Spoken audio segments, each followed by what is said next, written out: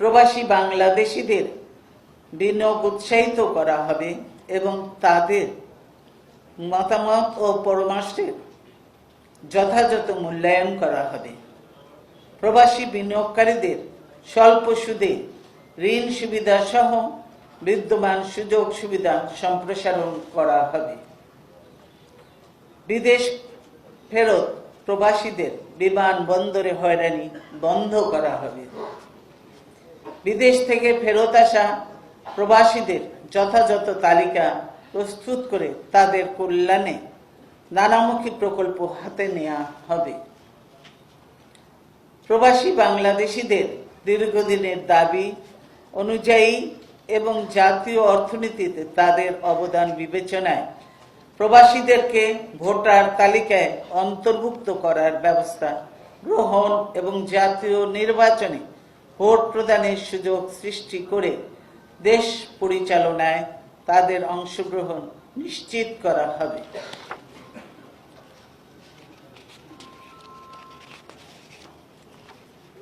Media ও মত প্রকাশের স্বাধীনতা। বিএনপি বস্তুনিষ্ঠ সমালোচনাকে সবসময় স্বাগত জানায়। সাংবাদিকদের পেশাগত স্বাধীনতা নিশ্চিত করা এবং গঠনমূলক ও বস্তুনিষ্ঠ সমালোচকের নিরাপত্তা দেওয়া রাষ্ট্রের দায়িত্ব। সে দায়িত্ব পালনে বিএনপি সর্বদা সচেষ্ট থাকবে। তথ্য প্রযুক্তি আইনের বিতর্কিত ৫৭ ধারা বাতিল করা হবে। প্রিন্ট, ইলেকট্রনিক ও অনলাইন মিডিয়ার জন্য মুক্ত চিন্তা ও গণতান্ত্রিক চেতনার সঙ্গে সঙ্গতিপূর্ণ একটি নীতিমালা থাকা দরকার। বিএনপি সুপ্রিম কোর্টের একজন সাবেক বিচারপতির নেতৃত্বে এবং বিশিষ্ট শিক্ষাবিদ, বিশিষ্ট নাগরিক, আইটি বিশেষজ্ঞ ও অভিজ্ঞ সাংবাদিক সমন্বয়ে একটি কমিশন গঠন করবে। কমিশনের প্রতিবেদনের ভিত্তিতে ইলেকট্রনিক, প্রিন্ট ও অনলাইন মিডিয়ার জন্য সকলের কাছে গ্রহণযোগ্য নীতিমালা প্রণয়ন করা হবে।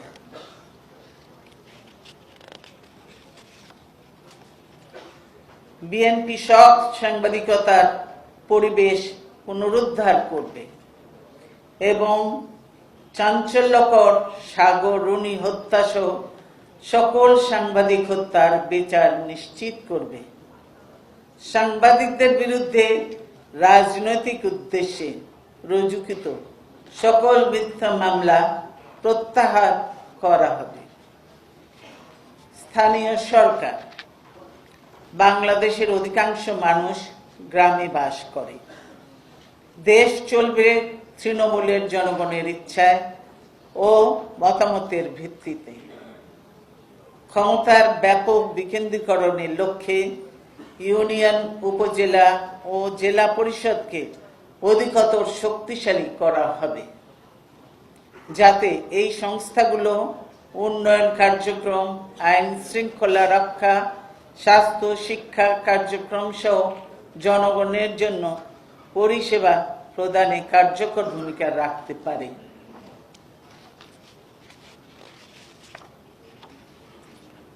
যেখানে সমস্যা সেখানেই সমাধানের ব্যবস্থা করা হবে।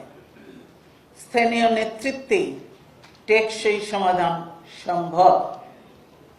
এই নীতির ভিত্তিতে দায়বদ্ধতা নিশ্চিত করে স্থানীয় সরকার ব্যবস্থাকে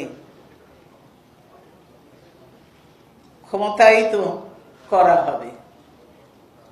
ক্ষমতা ও উন্নয়নের ভর কেন্দ্র হবে গ্রামমুখী। স্থানীয় সরকারের অনুকূলে সরকারি বরাদ্দের অপ্রতুলতা এবং বৈষম্য নিরসনের জন্য জাতীয় বাজেটের একটি অংশ বরাদ্দ করা হবে। আইন দ্বারা গঠিত একটি স্বাধীন কমিশন সুনির্দিষ্ট নীতিমালার ভিত্তিতে বরাদ্দকৃত অর্থ বন্টনের ব্যবস্থা করবে। বর্তমানে রাজনৈতিক কারণে স্থানীয় সরকারের নির্বাচিত জনপ্রতিনিধিদের নির্বিচারে সাসপেন্ড, বরখাস্ত, অপসারণ করা হচ্ছে, যা অনৈতিক ও গণতান্ত্রিক নীতির পরিপন্থী। আদালত কর্তৃক দণ্ডপ্রাপ্ত না হওয়া পর্যন্ত স্থানীয় সরকারের নির্বাচিত প্রতিনিধিদের নির্বাহী আদেশ বলে সাসপেন্ড, বরখাস্ত, অপসারণ করা হবে না।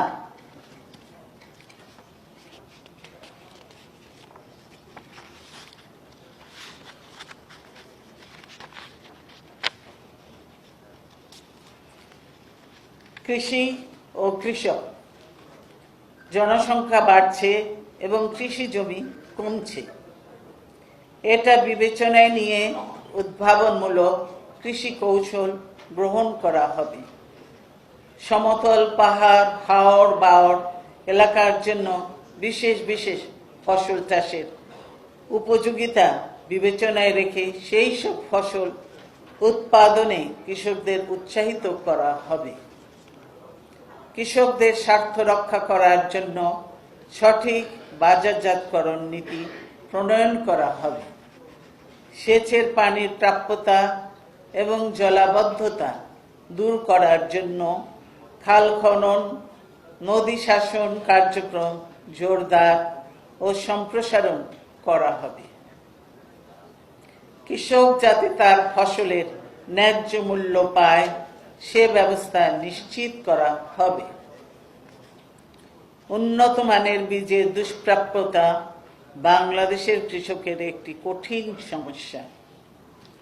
এই সমস্যার সমাধানকল্পে প্রত্যেক উপজেলায় বীজ বর্ধন ও প্রক্রিয়াকরণ খামার গড়ে তোলা হবে। এ থেকে কৃষি উৎপাদন 8 থেকে 10% বৃদ্ধি পাবে।